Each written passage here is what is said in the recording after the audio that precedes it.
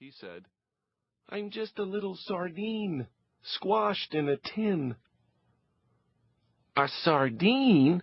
his brother Pietro said. "A sardine?" And everyone laughed and took up the chant. "Leo's a sardine! Leo's a sardine!" Leo's youngest brother Nunzio lisps. He calls Leo Thardine. It is not a good idea to call yourself a sardine in a family like Leo's, who will not let you forget it. When they are not calling him a sardine, they sometimes call him Fog Boy. "Hey, Fog Boy," his older sister Contento calls. "Earth to Fog Boy." Some of his teachers even call him Fog Boy. "Fog Boy, wake up. Get with the program." Once, the drama teacher called him the Dreamer, adding that it was not a bad thing to be a dreamer, that all the great writers and artists and musicians were dreamers.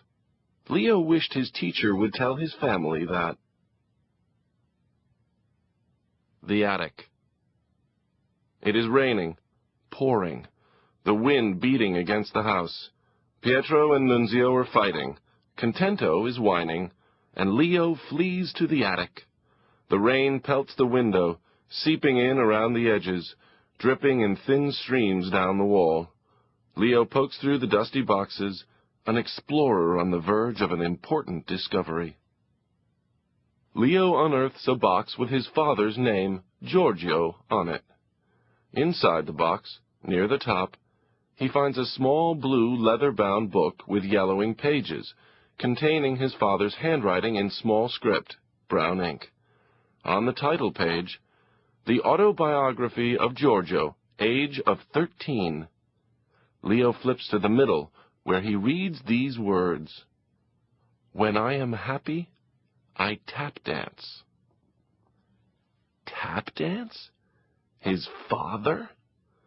Leo tries to imagine his father so full of happiness that he tap danced. This is not an easy thing to imagine, as Papa does not seem very happy lately. Leo closes the book, slips it into his pocket, rummages in the box, pushing aside yearbooks and photographs and letters. Near the bottom, wrapped in tissue paper, he discovers a pair of tap shoes, scuffed, wrinkled, and cracked on the sides. On the bare wooden floor in the dusty attic, Leo taps. Tappity-tap, scuffle, tappity-tap. He slides across the floor, whirl, tappity-tap, kick. Leo is on national television, tapping up a storm. The studio audience has risen to its feet, and they are applauding wildly. The microphone picks up the host's voice. "Have you ever seen anything like it? Have you ever seen so much talent in such a young performer?" Leo taps like mad, spins, leaps over a chair. "What is going on up there? Stop that noise! Stop it, you hear me?" Papa bolts up the stairs. "Sounds like stampeding buffalo." "It's just me," Leo says. "I was just—" "What are you doing? Where did you get those shoes?" Papa spies the open box. "You've been in my things?" "I was just—" "Don't you go through my things. Those are my things. What little of my own that I have in this zoo house." "But were these really yours?" Leo asks. "Did you really tap dance?" Papa scowls at the floor. "Take them off. Put them back." The rain lashes against the window, and the wind rattles the frame as Leo takes off the shoes, rewraps them in the tissue paper, and returns them to the box. His father kicks the box into a corner and stomps downstairs, pulling Leo behind him. Papa doesn't know that Leo has his little blue book in his pocket, and Leo is not about to tell him. As he descends the steps, Leo hears the crowd noise fading. "Bravo, bravo, Leo!" He pauses on the steps to bow. "Hey, Sardino!" Pietro shouts.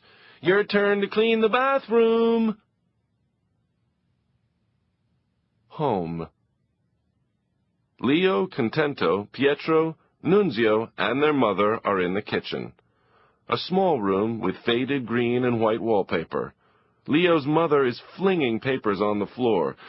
"Bills, bills, bills," she says. Her eyes roam the room. "Nunzio Bunzio," she says. "What's with the fidgeting? Set the table." Contento, who is 15 and the oldest, says, "There's no lettuce. You're expecting me to make a salad without lettuce." Mom peers in the refrigerator. "Ay, ay, ay." Thwomp. The noise diverts her attention. "Pietro, you dropped the meatballs? And you're putting them back in the bowl?" Pietro shrugs. "It was the sardines' fault." "Was not," Leo says. "Stupido, stupido," their mother says. Nunzio, little Nunzio, echoes his mother. "Stupido, stupido." Mom slaps a wooden spoon on the counter. Thwack! "Might as well cart me away to the asylum right now."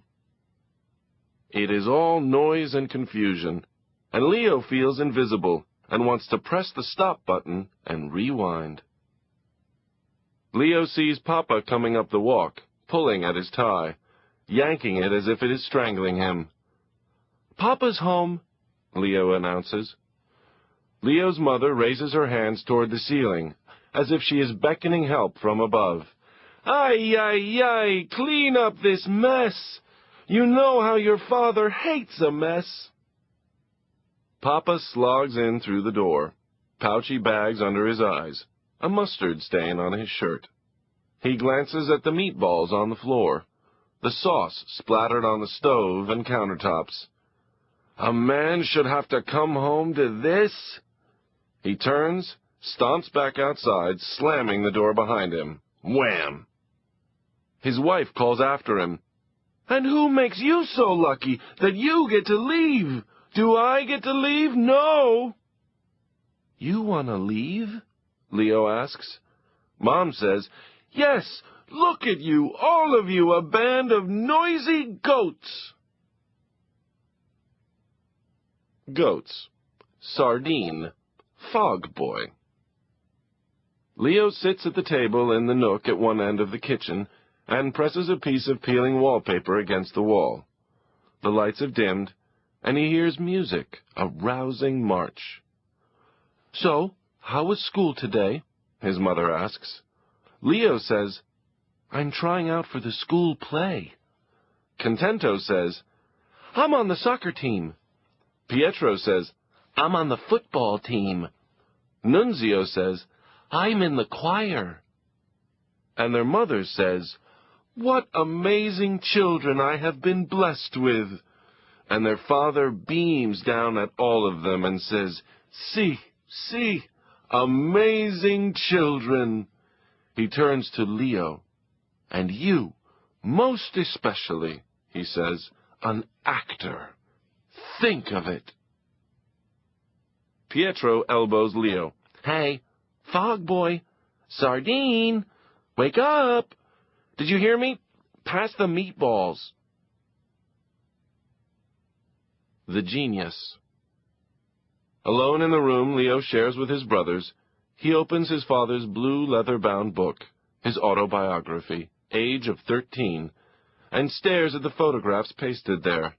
One of his father at age 2, according to the notation below the picture, sitting on a porch, arms raised high, as if he is reaching for the sky. And one of his father at 12, in shorts, barefoot, sitting on porch steps, smiling. The boy does not look like his father, but he seems vaguely familiar. When Leo hears stomping on the stairs, he slides the book under his pillow, pulls a novel from a stack on the floor, and pretends to read. Contento clomps into the room in a rage, kicking his bed. "Sardine, where is Pietro?" She fumes. "I am going to kill him. Kill him." "Why?" "1,000 reasons, that little creep." "But what did he—" "1,000 things, that donkey." "But..."